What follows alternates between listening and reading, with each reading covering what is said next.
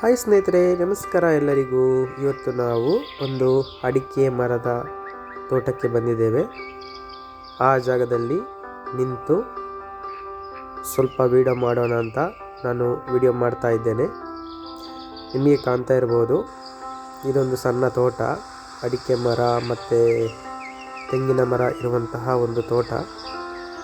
ಇದು ಸಣ್ಣ ಗಿಡ, ನಿಮಗೆ ಕಾಣ್ತಾ ಇರ್ಬೋದು.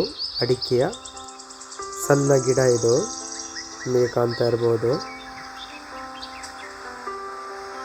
ಬನ್ನಿ ಸ್ನೇಹಿತರೆ, ನಾನು ನಿಮಗೆ ಕೆಲವೊಂದು ದೃಶ್ಯಗಳನ್ನು ಈ ತೋಟದ ದೃಶ್ಯಗಳನ್ನು ನಿಮಗೆ ತೋರಿಸ್ತೇನೆ.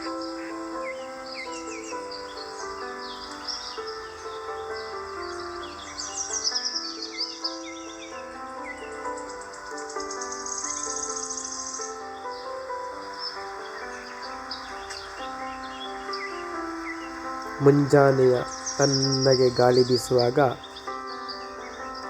ಸೂರ್ಯನ ಬೆಳಕು ಭೂಮಿಗೆ ಇಳಿಯುವಂತಹ ಒಂದು ದೃಶ್ಯ ಇದೆ. ನಾನು ಈ ಮೊದಲು ನಿಮಗೆ ತುಂಬ ಜಾಗದಿಂದ ಸೂರ್ಯ ಉದಯ ಮತ್ತು ಸೂರ್ಯ ಅಸ್ತದ ದೃಶ್ಯಗಳನ್ನು ನಾನು ನನ್ನ ಚಾನಲ್ನಲ್ಲಿ ಹಾಕಿದ್ದೇನೆ.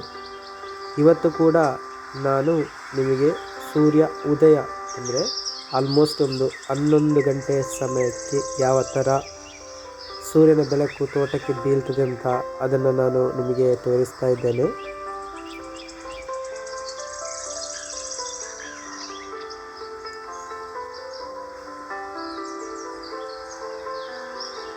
ತೋಟಕ್ಕೆ ಹೋಗಿ ಒಂದು ಸೌಂದರ್ಯವನ್ನು ಸವಿಯುವ ಒಂದು ಈ ಶುಭ ಗಳಿಗೆ ಎಷ್ಟೊಂದು ರೋಮಾಂಚಕಾರಿಯಾಗಿರುತ್ತೆ ಅಂದರೆ ಅದು ರಿಯಲ್ ಆಗಿ ನಾವು ತೋಟಕ್ಕೆ ಹೋಗಿ ಅದರ ಅನುಭವವನ್ನು ಮಾಡಬೇಕು ಸ್ನೇಹಿತರೆ.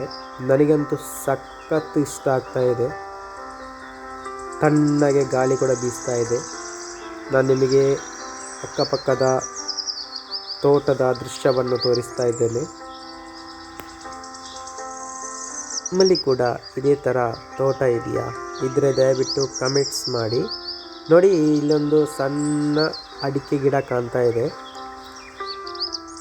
ನೀವು ನೋಡ್ತಾ ಇರ್ಬೋದು ದೃಶ್ಯದಲ್ಲಿ. ಹಾಗೆ ನಾನಿವಾಗ ನಿಮಗೆ ಸೂರ್ಯ ಉದಯದ ದೃಶ್ಯವನ್ನು ಕೂಡ ನಾನು ನಿಮಗೆ ತೋರಿಸಿದ್ದೇನೆ.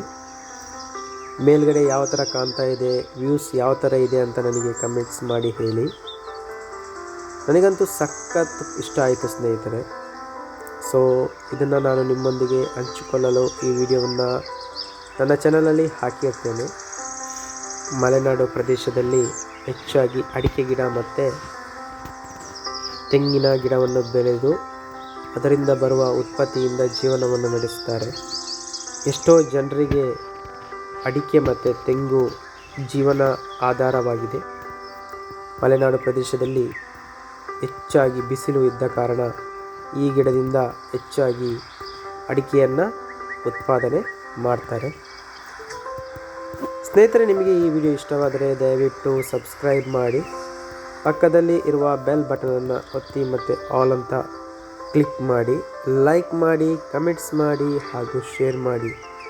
ವಿಡಿಯೋ ನೋಡುತ್ತಿರುವ ನಿಮಗೆಲ್ಲರಿಗೂ ಥ್ಯಾಂಕ್ ಯು ಅಂತ ಹೇಳ್ತಾ ವಿಡಿಯೋವನ್ನು ಎಂಡ್ ಮಾಡ್ತಾ ಇದ್ದೇನೆ.